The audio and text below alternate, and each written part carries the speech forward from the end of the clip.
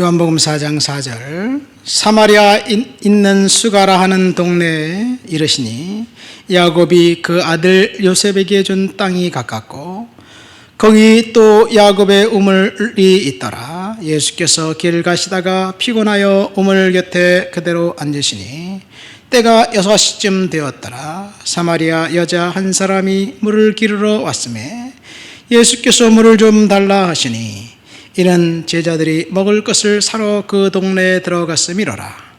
사마리아 여자가 이르되 당신은 유대인으로서 어찌하여 사마리아 여자인 나에게 물을 달라 하나이까 하니 이는 유대인이 사마리아인과 상종하지 아니함이로라.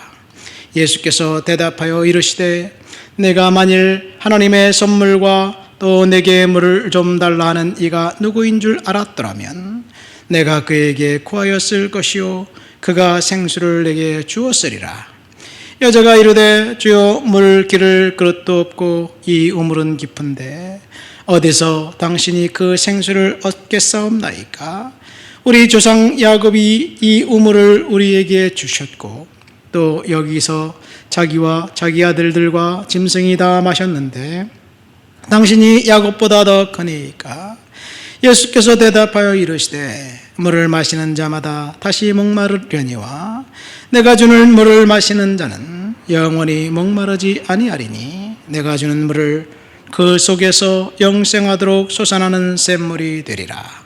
여자가 이르되 주여 그런 물을 내게 주어 목마르지 않고 또 여기 물 기르러 오지도 않게 하옵소서. 아멘. 사마리아 여인이 예수님과 만났던 그 장면을 우리가 읽었습니다. 마음속에 가득 찬 인생의 고뇌를 안고 살아가는 한 여성, 아무도 오지 않는 시간에 제6시니까 정오예요. 한낮 햇볕이 쨍쨍 내리쬐는 그 시간, 다른 사람들의 눈을 피해서 우물가에 와야만 했던 그 여성, 그 여성을 만나기 위해서 예수님께서 우물가로 찾아가셨습니다. 제자들은 읍내로 음식을 구하러 보내고 예수는 우물가에 앉아서 그 여성이 오기를 기다렸습니다. 아마 이 여성이 12시에 그 우물을 간 이유는 우물가는 동네 사람들의 그 담화 장소, 거기서 수근거리면서 온 동네 이야기가 소문이 그곳에서 퍼지는 그 중심지, 다른 사람들과 만남을 의도적으로 회피하기 위해서 12시에 간 것이 아닌가 생각됩니다. 선을 때 모든 사람들은 우물가에 가지만 그 여성은 그곳에 갈 수가 없었습니다. 왜 그러냐? 그 여성은 남편이 6이 있었으니까 동네 사람들이 수군거리고 있었기 때문에 그렇죠. 자, 유대인들은 사마리아를 통과하지 않습니다. 유다와 예루살렘 사이에 중간에 갈릴리와 북쪽의 갈릴리와 중부의 사마리아, 그리고 남쪽의 유다, 예루살렘 사이에 있어서 예루살렘에서 갈릴리로 가려면 사마리아를 통과해야 되는데 사람들은 사마리아인들과 조우하지 않으려고 돌아갔습니다. 왜 그러냐? 사마리아는 아수르의 침략에 의해서 그 성은 혼혈 민족이 그곳에 살고 있었기 때문에 그렇습니다. 그러니까 유대인들은 사마리아인들을 증오했습니다. 혈통이 다르다는 이유 때문에. 자, 그런데 예수님은 의도적으로 사마리아로 들어갔습니다. 그것도 여성을 만나기 위해서 들어갔습니다.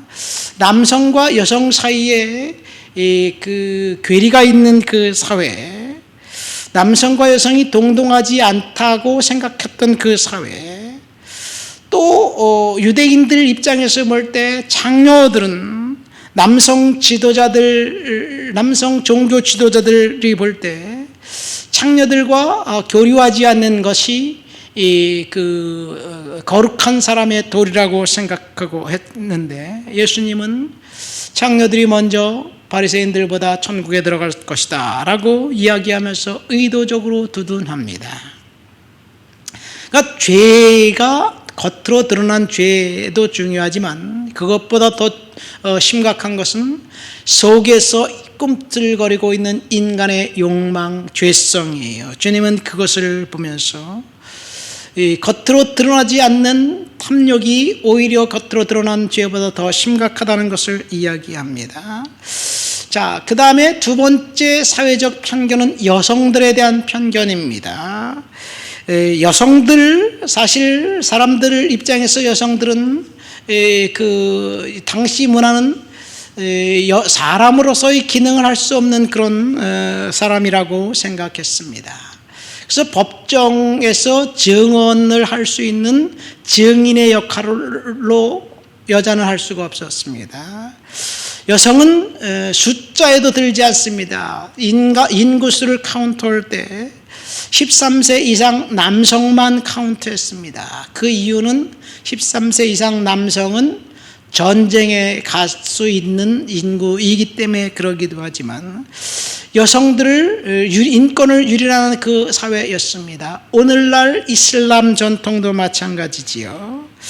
여성들은 함부로 길을 다닐 수 없습니다. 그래서 차도로로 온몸을 칭칭 감고 돌아다녀야 된다는 것이 남성 중심의 사회의 이야기입니다. 자, 이런 시대에 예수님은 그 사마리아 성에 의도적으로 들어갔습니다. 그리고 세 가지 오명을 목에 걸고 한 사람을 만납니다. 그 오명은 뭐냐? 사마리아 사람, 여자, 장녀라는 오명입니다. 그리고 예수께서 그 여성에게 물을 달라고 할 때 물을 받아서 마시면 그 여성은, 장녀는 부정한 여성이에요. 불결한 여성이에요. 그렇기 때문에 불결한 부정한 사람이 만지는 모든 것은 부정해요. 그러니까 그 여성이 물을 떠서 그릇에 담아서 예수에게 주면 그것을 만진 주님도 이제 부정탈 수밖에 없는 그런 상황. 그럼에도 불구하고 주님은 그곳에 그녀에게 찾아가서 친절을 베풀었습니다. 여기 예수께서 깨뜨린 6가지 규범이 있습니다. 첫 번째 규범은 영역에 대한 규범입니다. 사마리아 땅, 유대인들은 사마리아 땅을 거부했는데 예수님은 사마리아 땅으로 의도적으로 통과했습니다. 두 번째 규범은 남자와 여자 성의 차별의 규범입니다. 남자는 공공장소에서 여성과 말하면 안 되고 심지어 쳐다봐도 안 되는 것. 그래서 랍비들은 이렇게 말합니다. 남자는 거리에서 여자와 대화를 나누어 구설수에 올라서는 안 된다. 외간 여자와는 말할 것도 없고 부인과도 그렇다. 그러니까 부인과도 대화는 집에서만 하라는 얘기예요. 그런데 예수님은 랍비들의 이 가르침을 공식적으로 부정했습니다. 상대방이 여자인데 예수님께서 의도적으로 먼저 말을 걸었습니다. 이 일로 예수님은 곤경에 처할 수도 있었습니다. 우물가에 오다가 다른 사람들이 예수를 봤다면 예수님의 평판의 해가 될 수도 있었습니다. 자신의 명성보다는 사람 한 여성에게 예수님은 관심을 가졌습니다. 세 번째는 평범한 여자가 아니라 이제 장녀였습니다. 난잡한 바람둥이였습니다. 그녀가 몇 번을 결혼했는지 5, 6번을 결혼했다고 성경은 이야기하고 있습니다. 경건한 랍비라면 그런 여성은 의도적으로 피해 가야만 했을 것입니다. 그러나 예수님은 그 여성을 의도적으로 이제 찾아갔습니다. 그 여성은 사마리아 출신이었고 그리고 여성에게 말을 건넨다는 것 자체는 예수님에게 모험이었습니다. 가장 최악은 정결하지 않은 여성, 부정탄다고 생각하는 여성을 주님이 만난 것에 있습니다. 왜 주님이 의도적으로 그 여성에게 찾아갔을까? 이 여성이 보니까 그 예배에 대한 갈증과 갈망을 느끼고 있었어요. 예수님과 대화를 통해서 보세요. 당신이 우리 조상 야곱보다 큽니까?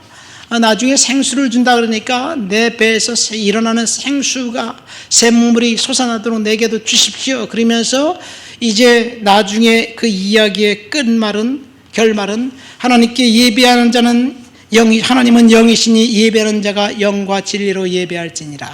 예배로 대화를 끝맺는 것을 볼 때 그녀 역시 하나님을 사랑했던 여성이면은 틀림없습니다. 그러나 자신의 지은 죄 때문에 자신에 대해서 늘 의기소침했고 불평한 생각을 하면서 자신을 비난하고 자학했던 여성이었어요. 그 여성에게 찾아가서 주님께서 말씀을 걸어오시고 그 여성의 감정적인 그 상처를 어루만져 주시고 치유해 주셨던 그 주님.